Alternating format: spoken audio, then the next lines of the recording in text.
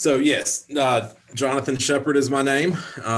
Myself and Dr. Tyler Mark were the economists on this project. So unfortunately, no more nice pictures and pretty things. Now it's just all the harsh realities coming from the cold-hearted, cruel economist. So I say that in jest, of course. Our focus here, our interest was, one, to look at the financial feasibility of doing this type of interseason rotation. What did that look like from a revenue expense side of things? And then to, just kind of get our heads wrapped around, what the potential of that may be, considering all the high tunnels that we have here in Kentucky. So there was a really nice survey done back in 2020 that looked at some information, like how many high tunnels are in Kentucky compared to other regions, and average square foot therein. And so just wanted to share a few pieces of that information with you. You can see Kentucky there. As far as total square footage, we are winning that race compared to other states, but Texas has us beat on average square foot size tunnels. So also a nice little picture of Kentucky by the counties and the number of high tunnels in each county. Kind of interesting to look at, where the higher concentrations are. So the yellow and reds are the higher concentrations. Almost looks like they're contagious in a few areas of the state there. So needless to say, we've got a lot of high tunnels in the state. So there's a lot of potential economic impact on the individual level that could occur from, looking at increasing revenue from having an interseason crop and getting at trying to break pest and disease cycle. So the last slide I'll share with you that came out of that marketing survey asked producers, do you use your high tunnels for year-round production? And 43% answered yes, 33% no, and then 24% of people sometimes was their response. So the idea here, looking at this from the tomato and cut flower production perspective, is that we can increase high tunnel asset usage. So we're going to maximize the production of that asset. And then hopefully also get some other benefits out of it, as I've already mentioned, and it has been mentioned before: break disease cycle, weed, pest pressure. And then last but not least, increase revenue. Now, as I've already told you, this is being approached, purely from an economist perspective. So I cannot give you any kind of input on disease cycles or anything like that, but it will be interesting to see, as this study is continued out, what kind of economic benefit may come from that aspect as well. So some of this is going to be repetitive for you all, but just to kind of give you some background on our study. We have those three high tunnel sites: the Lexington, the Jackson, and then the Danville. We only have the data on the Lexington and the Jackson sites. They were both 15 by 44 size high tunnels. We were looking at this from a low versus high input. Don't want to confuse anybody here on the terminology here. So I'm going to refer to everything as low versus high. Dr. Rudolph, explained to us that the low is really more moderate, but for my presentation and my simple-minded understanding, just stick with me with low versus high. And then we've just repeated here, tomato spacing, total number of plants, and then the number of flowers. So 75 tomato plants and 1,600 flowers between the transplants and the direct seeded. And then we are measuring output in terms of fruit yield, so total pounds of tomatoes produced, and then the number of stems of flowers harvested.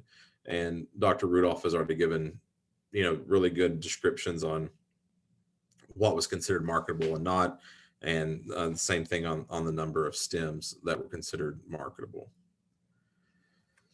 Some further assumptions. The tomato pricing came from the farmers market prices from the University of Kentucky Center for Crop Diversification. We took the conservative end of that range. As we get into looking at these budgets, we can have that discussion.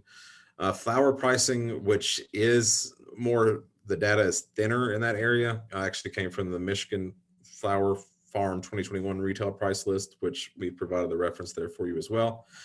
Chemical pricing and fertilizer pricing came either directly from the rest of the team that was actually doing the work, and if those cost of products were not available, we went out and just looked at online retail sources for both chemical and fertilizer pricing. I'll give you a little bit more detail on that in a minute, but just know that there's a lot of variation in input pricing, depending on where you get it, where your favorite place to shop is. And then of course the universities may end up getting a cheaper price on things. So we try to, balance that out and try to hit more of a mid-level, if you will, cost on those, but they could vary. And then last but not least, as far as labor, our default was just to use the current H-2A wages, which effective the 25th of this month, today, it's $12.96 an hour. So once again, two management strategies, the high input. I term this as more of a prescriptive spray approach. Now remember, that is being filtered through an economist, not somebody who's actually out there doing the work. And then on the low input side, more of a needs-based management. But now for the third time, I will tell you, Dr. Rudolph has already covered that very, very well. The biggest differences between the two strategies were labor, yield, and chemical cost. And those are labeled in order of magnitude, so to speak. So labor by far was the biggest difference between those two. Yield was different, but not that much different. And as Sean had already mentioned, his low tunnels actually produce more than his high tunnels. And then chemical costs are minimal overall, but slightly higher in the high input management strategy. All right, some ground truthing here just about enterprise budgets in general. It's always best to use your own data.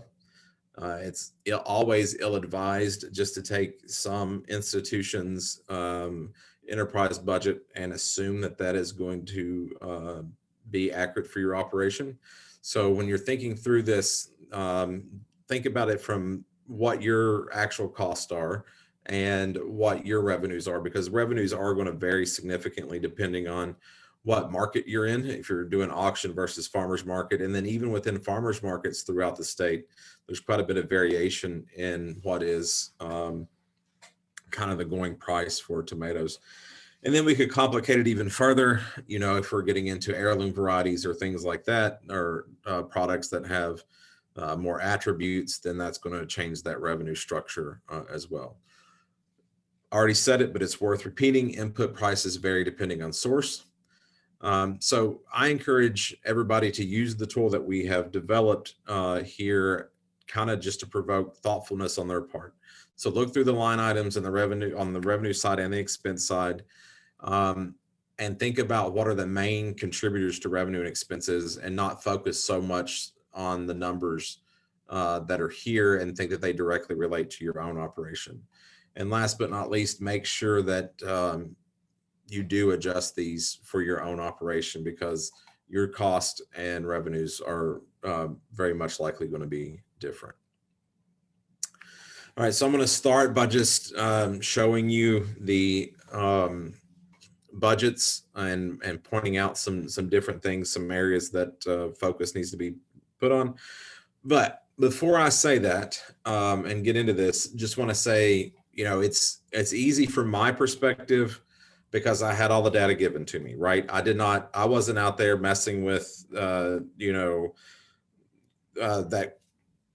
stuff that you put down for the flowers to hold upright that you'd probably trip if you got caught into it. I wasn't the one wrestling, row covers or trying to find the proper placement of sticky cards or anything like that. So a big round of applause and hats off to the rest of the team that was actually out there doing the work and collecting the data, because Dr. Mark and myself requested that they collect a whole lot of data, and they did a very good job in doing that for us. So what you see here is just a summation of all their hard work to get us this information that we need to analyze it.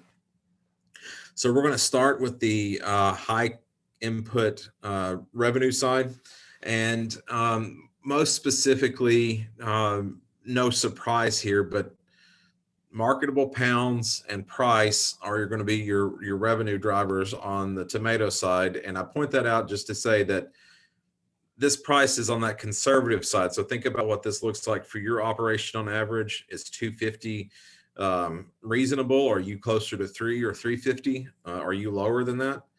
And then the marketable pounds as well. So we know we don't have the canners included here. But is that a reasonable marketable weight that you would expect to get out of your tunnel? And then of course, when you actually have access to these tools, once they're released, which will be here shortly, all of this is adjustable on your end so that you can adjust that to fit what you need it to. On the flower side, to make it match well with our pricing scheme, we just took those marketable stems and consolidated them down to sellable bunches, if you will, 10 stems each. And so you can see what the yields were there on the high side, and then the prices. And then I asked the question, what are your local prices? Because I suspect that prices are going to vary from region to region, probably within a state, and then certainly across the US as well. So we're still on the high input side for tomatoes now, and want to look at the variable cost. Big things to point out here, that labor, as I've already alluded to, is your biggest cost at $2.11 per square foot. I also highlighted the water. I'll be honest with you, where I came up with this was the water bill for my farm for last month. It averaged 2 cents a gallon. But we know that there's variation in cost of water throughout Kentucky as well. And then beyond that, the other areas, weed mat, trellis, row covers, are going to be your next 3 highest expenses, at least based off the pricing that we had available to us. I will tell you, in researching some of those prices, once again, significant differences in prices between where you source that. Of course, none of these prices include shipping or taxes, if that's applicable to you and your operation as well. And of course, I'm not trying to tease out any kind of attributes, that why one weed mat may be twice as expensive as another one. So just keep that in mind as you're looking through these budgets. But at this high tunnel, on the high input side, we came up to $2.69 a square foot on the variable cost side. On the flower side, same thing here. Just want to point out, what are these higher expenses that we need to look at, and labor once again comes in at $1.91 a square foot. This is just based off the hours that were collected by the team and evaluated at that H2A rate of $12.96 an hour. And then transplant cost, drip tape, and weed mat come in underneath that as far as the highest expenses. I know that I'm repeating myself, but it bears repeating. Your costs are going to be different, but I suspect that these are still going to be the areas where your highest cost per square foot are going to occur. Take a look at returns above all specified costs. So all we're doing here is just taking those gross revenues, subtracting out the variable costs for both the tomatoes and the flowers that you've already seen, and then subtracting out fixed cost. And our fixed costs are pretty minimal here. We're just taking the high tunnel, depreciating it over a 15-year period, and then looking at a walk behind rototiller costing $900 depreciated over 10 years. All consideration, all cost, returning about $915 total, or $1.39 a square foot on that. We will talk about at the end here some things that I think make these numbers look a whole lot better as well. I wanted to show you the difference here on the revenue side concerning the low input versus the high input tunnel. You can see the lows on the left, the highs on the right. As far as total pounds, there wasn't much difference. And so the way we came up with total pounds were averaged the high yields from both places and the low yields from both places. Remember that this is just one data point, 1 year. And so these will likely change. And then you can also see on the flower side as well. On the high input side, for the most part, there were more stems, but all considered, your total revenue was $7.17 per square foot on the high input side versus on the low input side. But that's only part of the story, of course.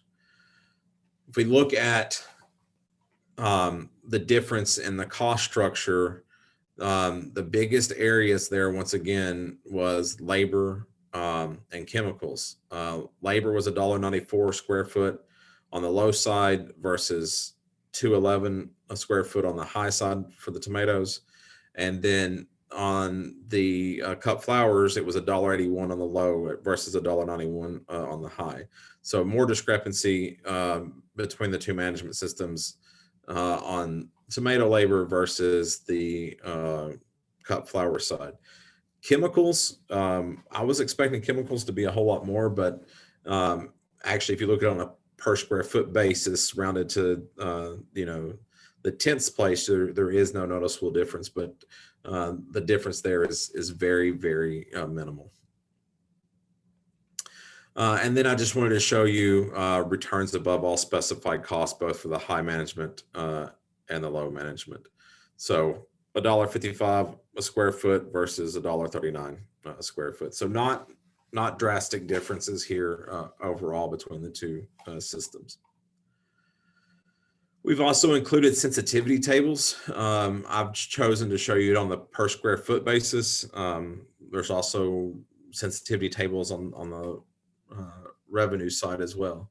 But wanted to provide this just so people could, get a quick idea of what their marketable pounds per square feet are versus what their price may be, and they can go in there and enter their square footage and that kind of stuff and arrive at, what their sensitivity is to both price and yield. So hopefully that'll be useful for folks. Once you get over if you're on the low end of marketable pounds per square feet, you need to crest that $1.75 a pound. And then, once you get to 2.75 pounds per square foot, then even at $1, you're profitable. That's on the high input side. And then on the low input side, there's not a whole lot of difference there either. But once again, these are just to provide people with some quick analysis of kind of where they're at in their operation and what that looks like on the revenue side. Part of this project also included us doing a survey that was administered to farmers markets and UK CSA, and asked people to tell us things about what they thought about purchasing flowers. And so one of the questions was, how important is locally produced, that terminology, when purchasing a bouquet? And you can see that people are either neutral on it or important to them. So that gives some hope that, the market for locally produced flowers may grow, or there may already be a market out there, because that is an important attribute of the product that people are looking for. Another question addressed preference ratings of purchase locations. And so the darker the color, they did not really prefer to purchase there. And then the lighter the color, up to that, I don't know what that is, teal color, was high preference. So we didn't see super high preference anywhere beyond CSA and farmers market, but the prefer category was pretty high for those as well. And then I can't ignore the grocery store. It's got a pretty high prefer rating there too, but I think that's really just terms of convenience versus anything else. But gives hope and points to the fact that CSAs and farmers markets may be a good outlet for flower produced in high tunnels. And then the last thing I'll show you out of this is we also asked them to indicate their willingness to pay a price premium for a locally grown bouquet. The question was set up that it was a $15 reference price. So how much more would they be willing to pay for something locally grown? And the vast majority of respondents chose in that $4 to $6 range. So once again, there seems to be in that limited survey, some willingness there to pay and then pay a premium for it for locally grown. So quickly, conclusions and observations. Prices received for a product are important. I know that's no surprise to anybody, but the yield on those tomatoes and the price received for them are huge revenue drivers in that. I think I've about beaten that horse to death on input prices, but I'll say it yet again, input prices are important. And then want to address the issue about labor. And, I don't think that the labor was too high for the management systems that were being studied here. But I do think that it's fair to say that most people are probably not going to manage their high tunnels as intensely as this team did because they're not doing it for research purposes. So just keep that in mind as well. So I don't really care if it's on the high input side or the low input side. I think that, out there in the real world, so to speak, those labor totals will probably come down on average. And that is one of the biggest, expense categories. So if we can get those labor numbers down, the totals look a whole lot better on the break-even side of things. And then things that we can't measure yet because we don't have enough data is, breaking disease cycles. So if that is occurring, those are monetary gains that we're going to get that we just can't measure yet, that we're excited to hopefully be able to put some numbers to at some point. And then last but not least, diversification. Having not all of your eggs in one basket, as the saying goes, spread your risk out some. So if you're doing two crops, you're increasing revenue, and not doing two of the same crops, you're spreading that risk out on that revenue that you're generating. There's my contact information. If you have any questions, I will stop my screen share now.